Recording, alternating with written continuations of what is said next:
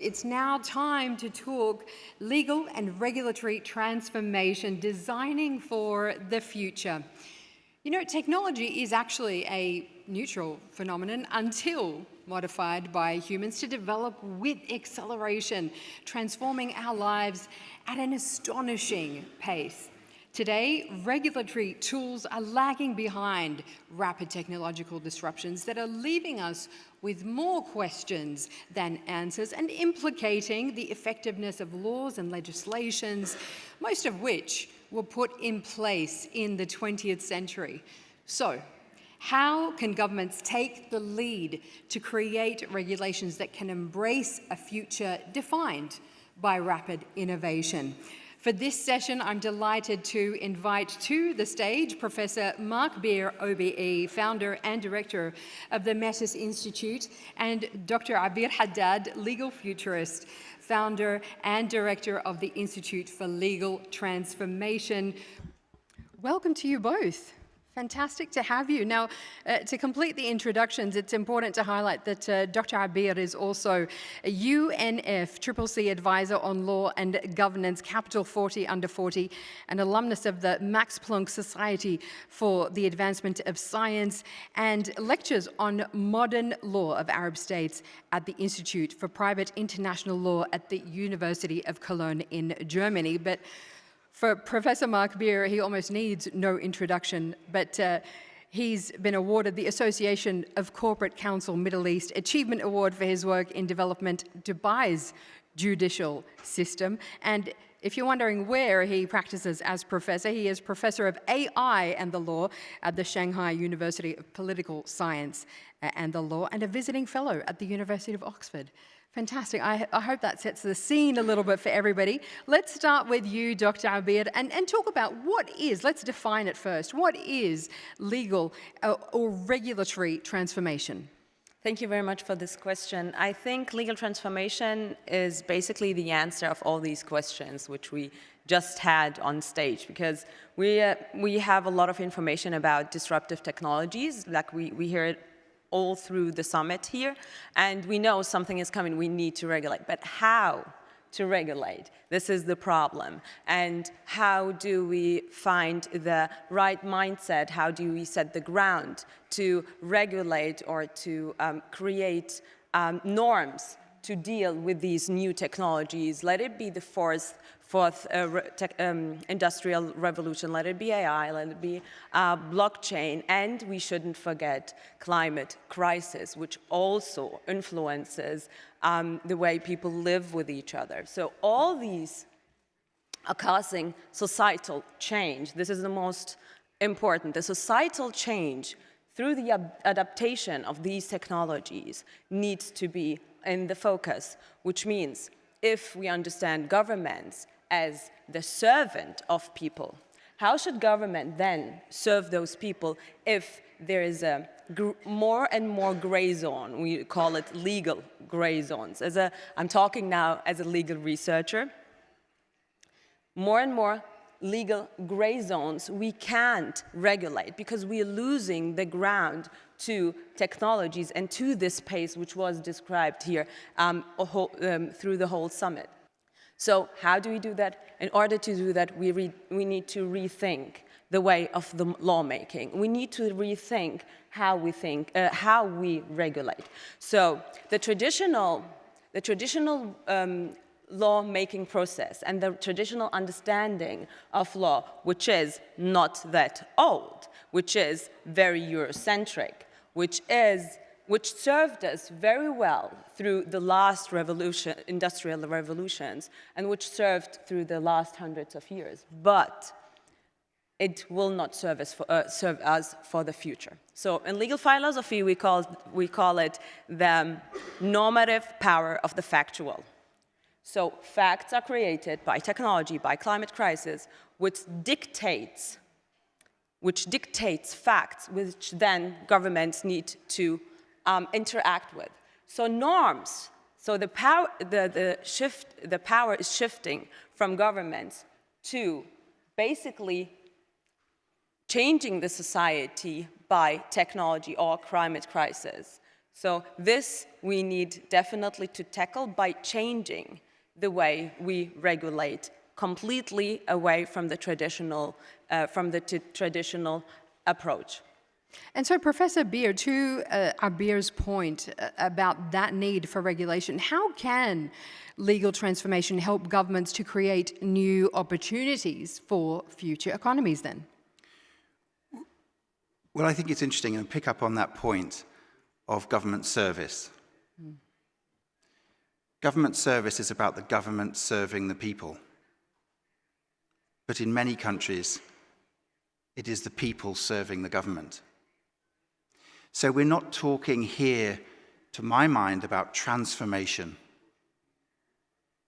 We're talking about reimagining the role of government. Because this future economy that you spoke of is not about doing what we do today. It is a battle that every nation will fight for the economically productive. It's a battle to attract and retain the economically productive. Now let's put this into numbers.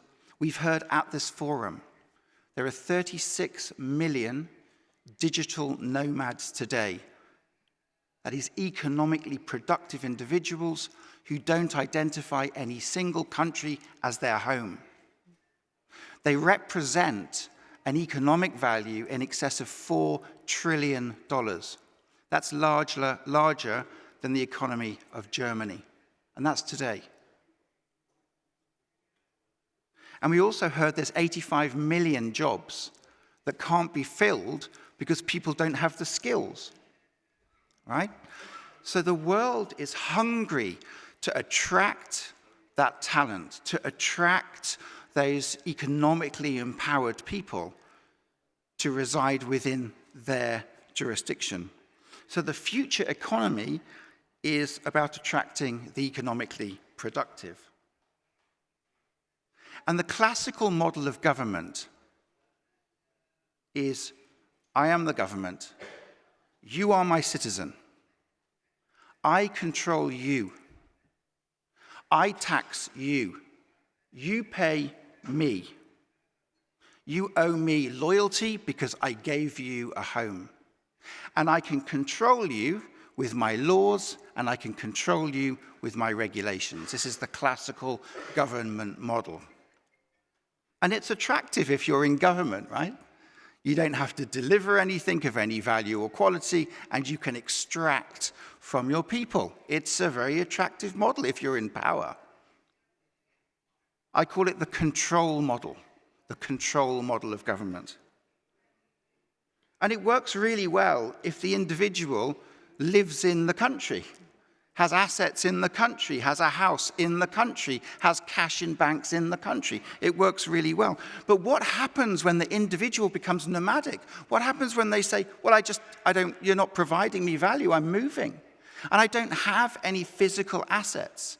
Because even though I own houses, they're owned by a company registered on a satellite in space. They are registered by a company that exists in the digital world, not the physical world. None of your regulators, none of your laws, and none of your courts can touch me. And when I go to the airport and leave, I leave fingerprintless in your economy. What happens then? What happens when the state can no longer control? That's when the state has to compete, right? We go from control to compete for the economically productive. And therefore, to answer the question, laws and regulations have to move from social control to social empowerment. The legal and regulatory model must move away from, I control you because you're here, to, I want you to stay here and I want to attract others that are economically viable and empowering. And the interesting difference there in drafting laws and regulations is normally the draftspeople for laws, they say, here is the law, you must comply with it because I have drafted it and I'm powerful. It's not two-way, it's one way, right? I impose the law on you. We hear about that. The law is imposed on you. But in the future, laws will be contractual. Somebody will come to a country and say, I will pay your taxes provided you deliver the services that you say you're going to deliver, and you deliver them well. You deliver them for value. Because if you can't deliver me the services that you're promising, I'm not going to pay the tax. And frankly, that just means I'm moving. So you won't keep me. I'll be like a migrating bird. I've drunk from the watering hole, and I move on.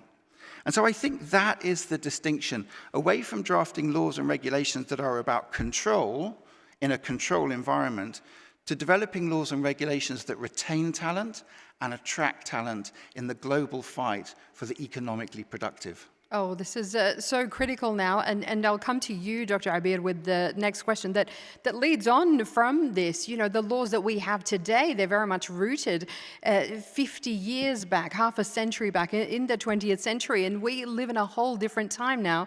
As you know, we've been talking about, it requires a whole new mindset. It requires a whole new skill set. So what are those new skills and tools that we do in fact need to help design these new models of future regulations? Thank you for this question. Now I answer as a legal futurist. So as a legal futurist, in order to create the future and the vision of the future we want, we need to start always with the right mindset, or with the mindset shift. So I can tell you need to be agile, you need to be flexible, you need to know how to use AI, fine. But when it comes to law and regulation and implementation of law and regulation, you need to have the agile mindset, the interdisciplinarity. So governments need to build a force within the government itself which can think out of the box, which can think about alternatives of law. So here where we start. If we only think, oh, we need to make better laws, we need to innovate laws, we need to regulate this. We're the first ones who regulate AI, we're the first ones who regulate blockchain, that's fine. But this is not this is not sustainable and not long-lasting. Those who will win, again, as a legal researcher, who define alternatives, who leave the box of what law is. Because law is basically a code, basically dictating norms and how we live with each other. If we go back to legal history, so learning from the past, acting in the present to create the future.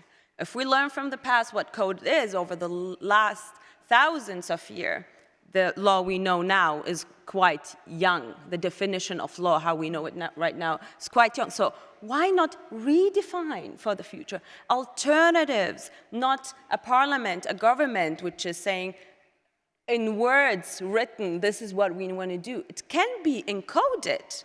It can be smart contracts. It can be using different enforcement methods, because the problem with the current law is we have a small tools of enforcement tools. Let's say a toolbox is quite small. So how can you implement a regulation when you miss the implementation tools? So you're losing the people to these technologies or to climate change, which causes the societal change. So you lose your impact. And frankly saying, on the long run, governments, it's becoming dangerous for governments to become obsolete. If they cannot implement what they regulate, you can have the most beautiful regulation, most advanced regulation, if you can implement it, you're losing. So in order to stay relevant for governments, you need to step out of this box, what law is, and this, basically, but again, because I'm a legal researcher, go back to what law is and redefine it and create mindsets within your government which can be the leading forces in developing alternatives. I'm saying not better laws, alternatives to what law can be. And so to that, Professor Mark, you know, looking at reimagining the law, let's take a look at how technology is in fact affecting law and transforming regulations as well through legal tech. You know, you look at the role of AI, we're talking about ChatGPT doing everything, processing legal documents, passing bar exams. You have robot judges, you have robot lawyers now. How is it coming? How is that influence coming the other way from legal tech onto regulation? Well, I did want to pick up, if I may, just on a couple of points. Dr. Abir said, which is brilliant as ever. One is customer centricity is the key. The key to developing legal and regulatory regimes is focusing on what the customer wants, and the customer is the person that the state is trying to retain and attract. So customer centricity versus control is the key. And the contractual model works because it's enforceable. The control model doesn't work when there are no assets in the jurisdiction. And so that migration to customer-focused contract-based regulation versus control and coercion-based regulation is the only way that we're going to see people being able to work with a new global order. And I'm conscious of time, so in answer to that question, we started off this conference with a quote, and it was, "Many governments have lost the trust of the people." It was the opening session. Many governments have lost the trust of the people. Legal technology, law tech, is about systemic reform that delivers justice and law to the people. It's their entitlement, it's their right. And I think many governments have lost the trust of the people, which is why I do believe, as we see the transformation of the legal sector, law tech and legal tech, it's going to be private sector led. So where people seek legal help, legal advice, legal support, it's going to be largely a private sector initiative. It isn't going to be something that the state is able to deliver. Yes, yes, absolutely. And it's vital in this entire discussion to keep the people at the center of what it is that we hope to transform. Before I let you go, I know we are out of time. Very, very quick question. We are going to be talking about the experiences of other countries as well, but you are actually the Justice Minister of Asgardia. Yes. How many people have heard of Asgardia? This is the first space kingdom. Nation. Yeah. And so you're the Justice Minister for this space nation. How does that work, and what does the future of justice look like? So this is an extraordinary idea. An individual has created a nation on a satellite in space. They have been given ECOSOC status at the UN, observer status at the UN, because they fit within the 4 parameters of a nation. They have a physical jurisdiction, satellite in space. They have a government. They have citizens. They issue residency cards. They fit the criteria. But what's fascinating is the ability to reinvent the justice system from scratch. So how would we do it if we had no legacy? If you had a blank sheet of paper, how would we do it, right? So we're doing some really cool things there. But it comes back to my point. You can now set up a company registered on a server in space. No regulator can touch it. The legal system that applies is the one on that server in space, and that's the only one that you have to comply with. Now, if that doesn't terrify everybody in this room, or excite you, one or the other, then you must be tired, because it's such an extraordinary concept that we can now establish a presence outside of the classical legal and regulatory jurisdiction. And that's what I find so fascinating to play around with. Oh, there's going to be so much more to discuss around this, no doubt. Ladies and gentlemen, please join me in thanking Dr. Abir Haddad and Professor Mark Beer. Thank you both so much.